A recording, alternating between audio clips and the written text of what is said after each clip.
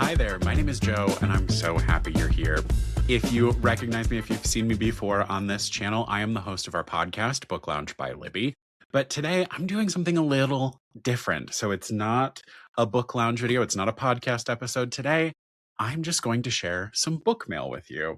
So I have two big boxes right next to me here of fun book mail I've received in the last few months that I want to share with you. I'm going to give you some info about the books. I'll read you a brief description.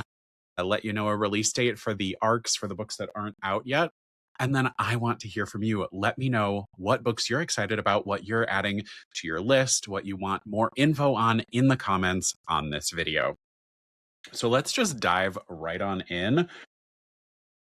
Some of these you may hear about twice if I'm also planning to talk about them on the show. So if you're not checking out Book Lounge, you should definitely check that out. Here is a graphic novel by Richard Mercado. This is coming out perfect. This is from as I learn what my proportions are like, this is from our friends over at Scholastics, their graphics imprint. I love Scholastic graphics. I think they do such cool work. It's really cool, like figuring out the camera here. Multicolor, kind of like overall, there's kind of like a coral hue over everything.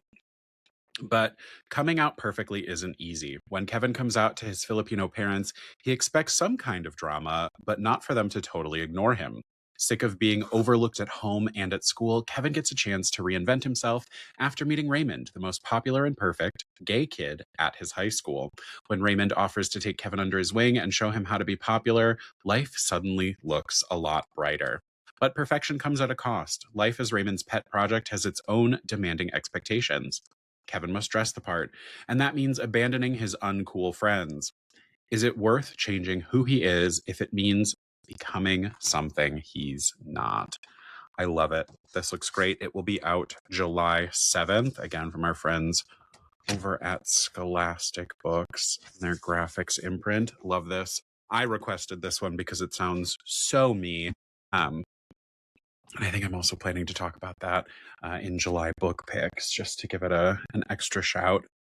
Here's another one from Scholastic Graphics. It was a great graphic novel day. Y'all know, if you're podcast listeners, if you listen to the show or watch it here on YouTube and Canopy, I love graphic novels, especially in the summer. And this one has that vibe down. This is My Tokyo Summer by Abby Denson. And then the art is done by Udo Maru. It looks stunning. It's full color. Like, just going to open up to a page here. Like, full color graphic, gorgeous quality. Adore it. It's the true story of an unforgettable summer in Japan. Abby lives in the US and loves comics, zines, and punk music. Yuko lives in Japan and loves manga, American movies, and creating art. When Yuko visits New York City and sees a comic that Abby made, she writes a letter to Abby and they become pen pals. Later, Abby takes the opportunity to enroll in a summer university program in Japan, and the two girls get the chance to meet in person. What follows are charming and funny adventures in Tokyo as Abby and Yuko explore the city together. Things get even more exciting when they decide to combine their talents and make a comic to sell at Comic-Con, one of the largest comics convention in the world. This will be an extraordinary summer of life-changing friendship. Again, just looks gorgeous. This one's coming soon. Yeah, love that. Look at this. I have talked about this in a recent episode of the podcast, but here's a gorgeous final that I was sent. It says bro on the side. There's beer and cheese. It says bro on all sides, which is hilarious to me. If you're just finding this and you haven't checked out Book Lounge, hope you do. But this is Bromantasy by Myra Roche. I cannot wait to read this. It looks hilarious. I'm not the hugest romance reader, but this seems my speed. Like, fellows, is it gay to kiss your BFF while gallivanting through the forest on a quest you're unqualified for? This book contains dummies to lovers. There was only one bed. Oops, we've accidentally adopted a kid. And I need to eat some cheese about this. Publishers Weekly said it's unabashedly silly, lighthearted queer romantasy. And then Reactor said it was the perfect antidote to everything terrible in the world right now. So thank you to Putnam for sending along this final. It's gorgeous. Cannot wait to see that. Happy on my shelf. And then another one, I talked about this in the June 2026 book pick episode. I was sent a copy of the Mr. Magic graphic novel adaptation, again from our friends at PRH. Thank you. I love Mr. Magic by Kirsten White. It was an incredible book, and I have been chomping at the bit to get into this graphic novel. I think it's going to be so cool to see how kind of the horror is translated. I'm already like entranced by the art style. First off, again, full color, love it. There's just so many cool components to this. I mean, I'm seeing a lot of the like different interrupters and the way things are laid out. I think this is stunning. Cannot wait to check it out. So this one's already out. I think this is already out, right? Nope, sorry, it'll be out soon, depending on when this episode goes up, or when this video goes up. Podcast brain. This will be out on June 9th. Incredible. Cannot wait. That's probably what I'm reading next, secretly. Honestly, like the stack we have just gone through is what I'll be reading next.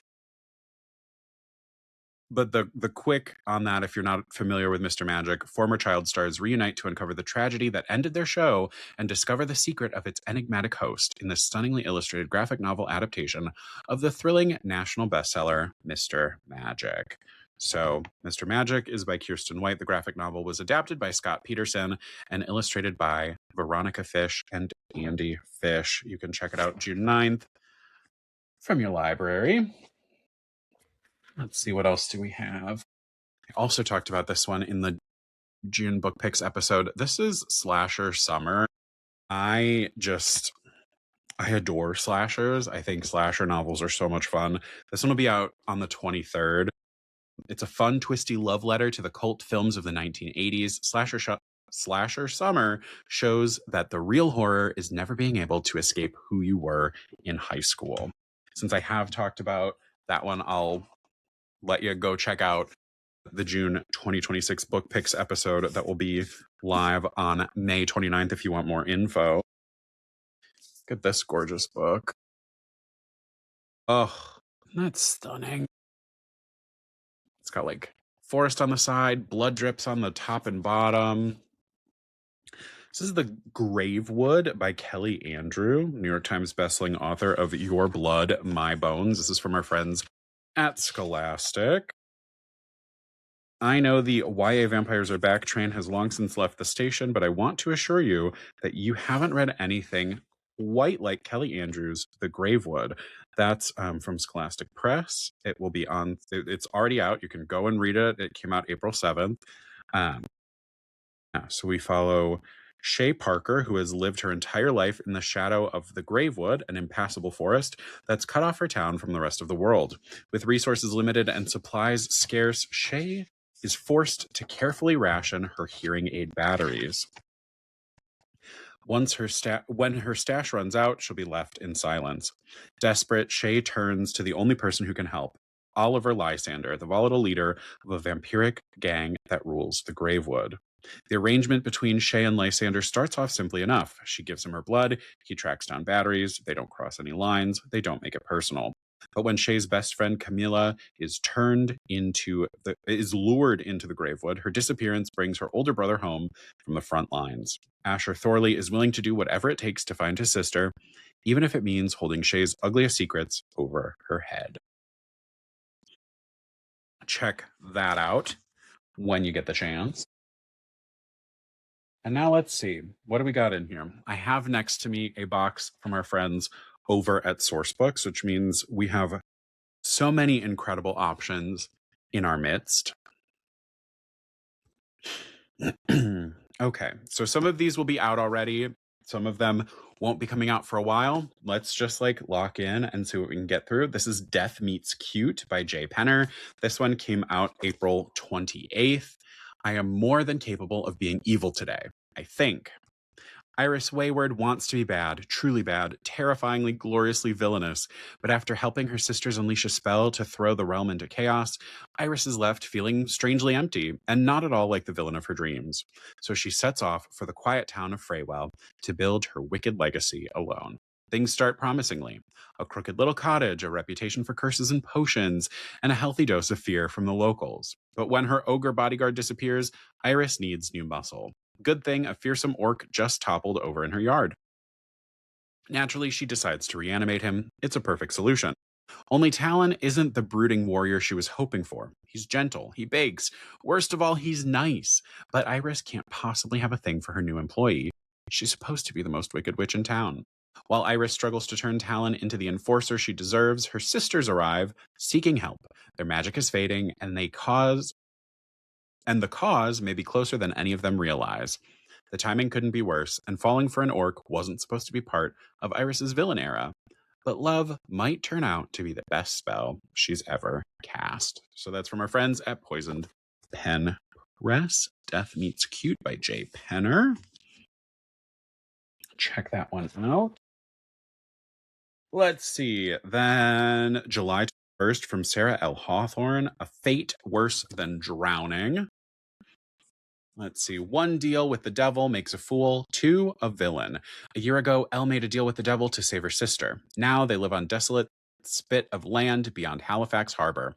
Elle, as a lighthouse keeper, steers unsuspecting sailors to their destruction. Those are the terms of her bargain. Never know the cost. Her safety is worth every drop of blood. But a sinner's pact is not so simple. When the devil returns, demanding more shipwrecks, no survivors, Elle knows what she must do to keep Linny safe. Another ship, another crew killed in the devil's name. Then a woman washes ashore. Is she a soul to be sacrificed or part of a darker design? As Linny and the stranger grow closer, Elle faces an impossible choice. Kill and break Linny's heart or forfeit her own soul. Danger arises from all sides, the merciless sea, ruthless men on the mainland, and the infernal bargain itself. That one again will be out in July. Check it out. Thank you, Sourcebooks. Let's see. Natalie Borelli. This is June 30th, so not too long to wait. The Housewife. Frida McFadden says, the twists are out of this world. You don't want to miss this one. I finally found something that proves what I always knew. He did something to her. Jody has built the life she always dreamed of, a beautiful home, a respected husband, and the image of the perfect wife. But behind that picture-perfect facade lies an obsession she can't let go of, proving that Roy killed his first wife, Deborah. Deborah's presence is everywhere, in the stories Roy tells, in the looks the neighbors give, in the house that feels like it still belongs to another woman. Everyone says Jody should be grateful for what she has, but something isn't right. And the closer Jody gets to the truth, the more dangerous her perfect life becomes. Let's see what else we've got. Whispers and Wildfire by Claire Kingsley. This one came out in February. She may be fiery, but he can handle the heat. So we've got a little Sourcebooks Casablanca here, some romance following Luke Haven and Melanie Andolini. Let's see. I'm just going to give you a quick one on this since this one came out in February. Little does Melanie know a terrifying ghost from her past waits in the shadows to finish what he started. When this nightmare turns all too real, Luke will risk everything to save her and make her his, this time forever. So yeah, Luke has an adrenaline problem, as in he can't get enough. He's a regular at the old closed down racetrack where people gather for unregulated stock car racing. He's got a nice guy reputation in a small town. It's not a lie, but it's not the whole truth. And Melanie never thought she'd be starting over again in her 30s. Her expensive divorce is final. Her voice acting contract doesn't begin for several months. And now she's back in Tillicum, both for a fresh start and to be closer to her family. So kind of like romancy thriller. And then we have How to Find Love in the Cereal Aisle by Alyssa Derogatis. This one is coming out August 4th. Cute cover. If you can't write a good meet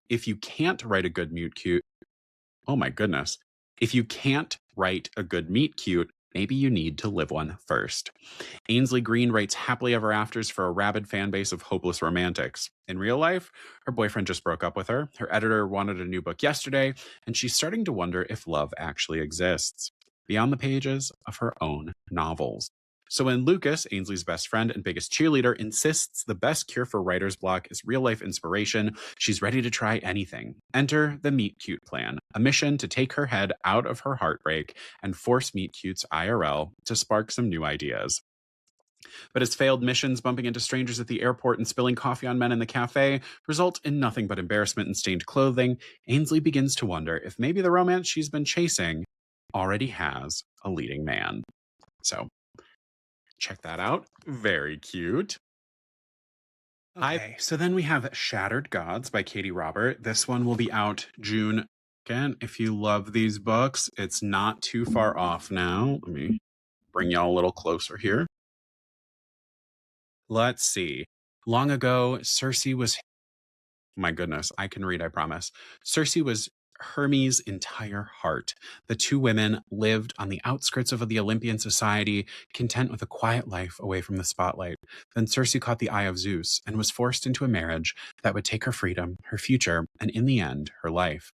In the wake of the tragedy, gossip swirled around the woman Zeus married and allegedly murdered.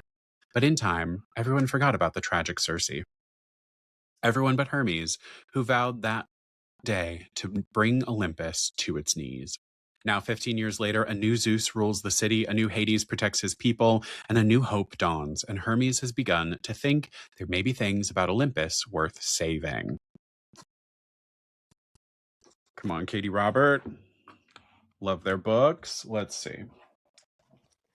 All right. Then we've got Duct Tape and Determination, a true story of turning devastation into grit by Jackie Hunt Browersma. This will be out August 4th, or it says hardcover available August 4th. Struggle, Overcome, Inspire. For Jackie Hunt Boersma, a cancer diagnosis in her mid-20s brought a life-changing challenge, a below-the-knee amputation. Navigating her new reality, Jackie first kept her difference hidden as she learned to walk and do daily activities using a prosthesis. Years later, inspired by her husband's passion for races, Jackie started to run and hasn't stopped since. 2 decades after losing her leg, she ran 104 marathons in 104 consecutive days, setting a world record. Check that out. That'll be out in August. And then I think this is the last book from our Sourcebooks box. This will be out. And probably by the time you're seeing it, it's already out. This is coming out May 26th, so vaguely out already. This is The Forgotten World War, Exploring the Secret History of the American Revolution from Spain to India and Back Again by Derek Baxter. Rediscover the Revolutionary War as a global fight for freedom. What does Bunker Hill have in common with a jungle in Central America, a fort in India, and the towering rock of Gibraltar? The answer that they were all battlefields in the Revolutionary War might astonish you. Blending modern experiences with historical research, Derek Baxter embarks on an adventure-filled quest across 3 continents, uncovering the truth behind the American Revolution and revealing the unlikely group of nations that united to take on the British Empire. Very exciting. All right. Continuing on our unboxing journey here, we've got, sorry as I don't talk into the mic, just moving things around. Okay. We've got a box here. This is from our friends at Simon and Schuster. So let's see what's cooking. Okay, from Ben Reeves, we've got Everything Was Beautiful and Nothing Hurt. This will be out June 1st. An exquisitely moving novel about finding beauty, hope, and meaning in the brevity of life, as narrated by the one who knows it best, death. Travis's death in the modern world. He wears jeans and a t-shirt and lives in a small, gray town. His job is to offer people comfort in their final hours of life. He's stoic, gentle, and a little naive, despite everything he knows. He's young and handsome, despite who he is. Each death he witnesses is meaningful to him. He listens, never judges, and most importantly, never tries to change anyone's fate. He knows that every life must eventually end to maintain the balance of the universe. He respects the cycle. Then he meets Dahlia, a midwife and her boisterous 8-year-old daughter Layla, who live across the hall. As Dahlia and Layla come to embrace Travis, he finds it more difficult to maintain the detachment that's allowed him to function for so long.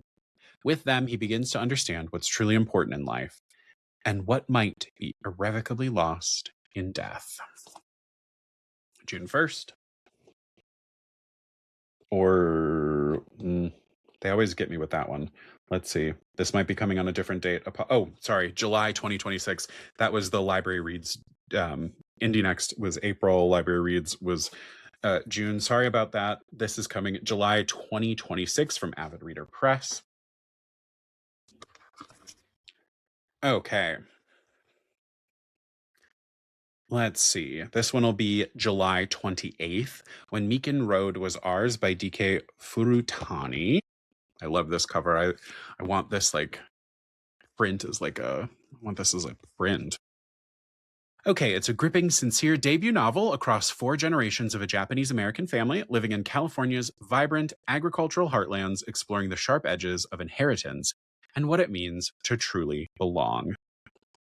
Amidst a sweltering Los Angeles heatwave, Murano, a reclusive high school English teacher, is muddling through life. Reeling from his father's sudden death, as well as his own recent cancer diagnosis, he passes time hazily grading papers and appeasing disgruntled parents while counting down each day until summer vacation. The monotony breaks when he inherits his great-uncle Benjiro's unpublished memoir. What Murano expects to be a grim reminder of his position as a half-white son of the family's outcast instead whisks him away 1930s California to a time when the Murano family was inseparable, relishing life together in their bucolic farm. As the memoir introduces him to relatives he never knew existed and unearths hidden complexities of the past, he's closer to the Japanese identity he's dismissed all his life. Faced with the reality of his family's dissolution, Murano becomes determined to understand its breaking point following the incarceration in American concentration camps during World War II, no matter what hidden truths he might uncover about his ancestors or himself. So that sounds very exciting. July 28th. And how nice. Guest on season 3 of the podcast, Lisa C. Her new book, Daughters of the Sun and Moon. This is out in June. Check that out. Very exciting. I believe you can check out that episode to hear Lisa talk about this book for a little bit. But beloved New York Times bestselling author Lisa C. draws on the vibrancy and turmoil of post-Civil War Los Angeles to tell the story of 3 Chinese women who managed to survive and eventually thrive despite all odds. Another book I've talked about in a recent book release episode, I believe this one is out now. This came out in May. This is Homebound by Portia Elan. Very exciting. Portia is a public librarian over in California, in San Francisco. Love that. We're in Cincinnati, 1983. You are sitting at a computer. It has been 78 days since your uncle died. That's a terrible way to start a game, but this isn't a game, is it? Because what you are coding will outlast you by centuries and shape the lives of a scientist, an astronaut, a sentient automaton, and a desperate sea captain in ways you cannot imagine. So check out Homebound. Okay. From Jennifer McMahon, on sale. Let's see. It says August 10th. Stay buried.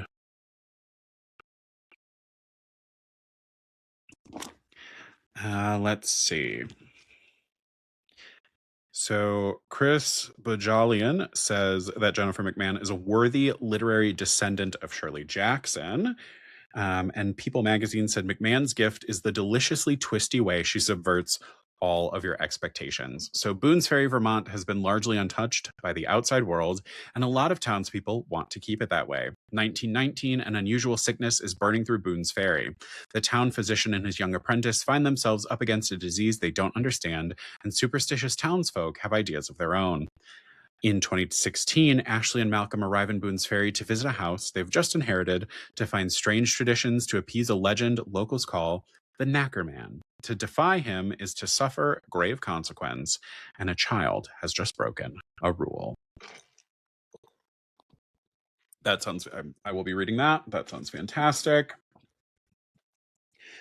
Okay, coming July 7th from Kathleen Rooney, Man Overboard. Adriana Trigiani says, destined to be the best book of the summer. I love the cover. It's like a good size. This is like a perfect, throw in your bag kind of book, especially for the summer travel. So let's see. As I just start flipping through. An inventive, slyly hilarious, and inspiring novel about what it means to be alive, stay alive, and what keeps us going no matter how choppy the waves of our journey become. Perfect for fans of Where'd You Go, Bernadette, Florence Adler Swims Forever, and The Wedding People. Patrick Kilpatrick hates the ocean. He's always been terrified of it, and now he's in a real pickle. Drifting alone in the sea after falling, or jumping, he can't remember, as the all-inclusive drinks on the cruise he was taking with his extended family were, well, inclusive. Kick must survive, breath by breath, hour by hour, chapter by chapter, in the lonely sea. Man Overboard begins with a gasp and submerges its readers into a truly unique story about what keeps us swimming through rough waters. Hold on for dear life. Okay. Ooh. Paul Yoon, let's see. When are you out? This is Etna. I like this cover. I like the color. August 2026 from Scribner. Let's see. Paul Yoon, beloved author of The Story Prize, is back with an unforgettable story of Etna, a working dog who, after a devastating war, embarks on an odyssey in the hopes of returning home. Set in a fictional country in the present day, this is a story told through the eyes of an ex-military dog, Etna. After surviving years of a devastating war, Etna decides one night to leave the men he has fought alongside and return to the place where he was taken from when he was young, in the thin but persistent hope that if a home exists for him, it might be there. Thus begins an exhilarating odyssey told through the eyes of a dog as he traverses ruined landscapes and fights to survive in a world that, even in peacetime, proves to be just as precarious. Along the way, he encounters other animals and humans who are attempting to figure out how to start again. What makes a life when there is no home to go back to? How do we begin to trust each other again after such profound loss? This is a novel about the power of an idea, about never giving up, and ultimately about finding hope in the most dire of times.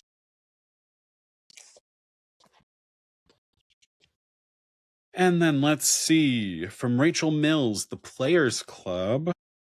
This one's already out. This came out May 19th. I love this cover. I like that color. If you could be anyone for just a day, who would you dare to become? Beth Greenwood has spent her life playing it safe. Orphaned just when she and her sister Elspeth came of age, the two women have each built lives of quiet stability. If Beth secretly wants to be an artist and Elspeth longs to be a mother, well, the Greenwood sisters know that it's better to be safe than sorry. And then Beth is invited to join a secret club with an intoxicating premise.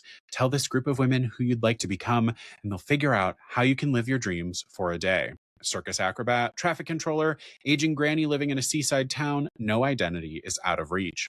Emboldened by these new friends, Beth gives herself permission to live outside the lines she's so carefully drawn.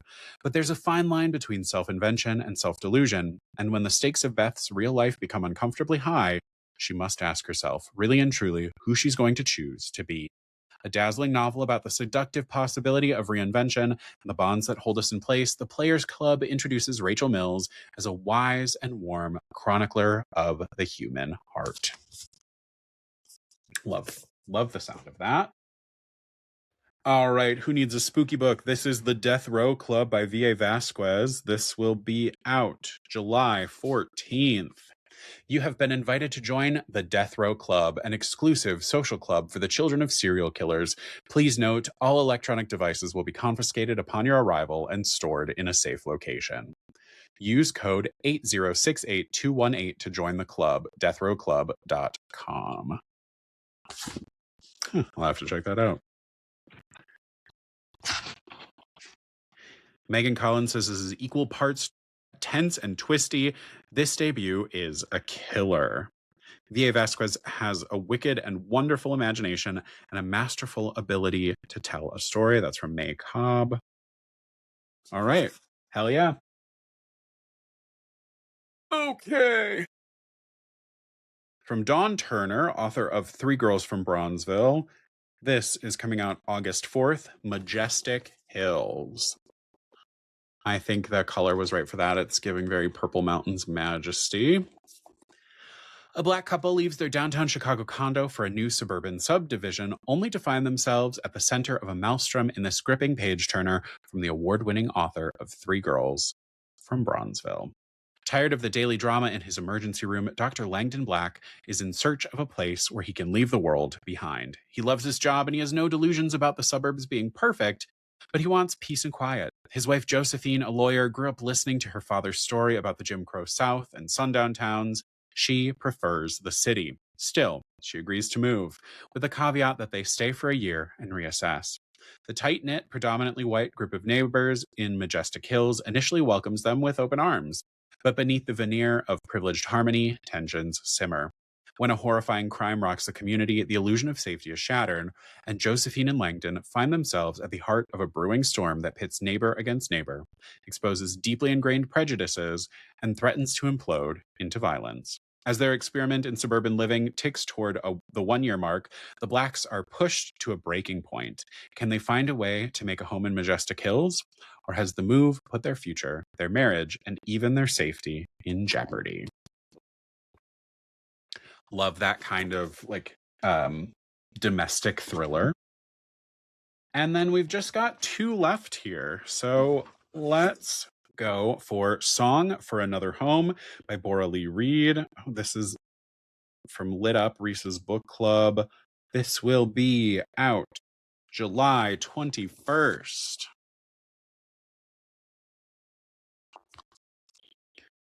Pachinko meets homegoing in this powerful story of family separation and reunion amid love and war from a Reese's Book Club Lit Up fellow.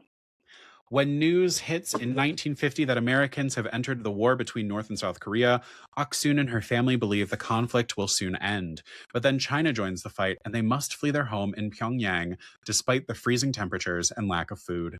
Journeying from the barren, war-torn streets of the North to the seedy back alleys of South Korean capital of Seoul, the family falls in with an unlikely group of miscreants. Meanwhile, far to the south, Oksun's cousin Junho seeks refuge at an orphanage for abandoned children.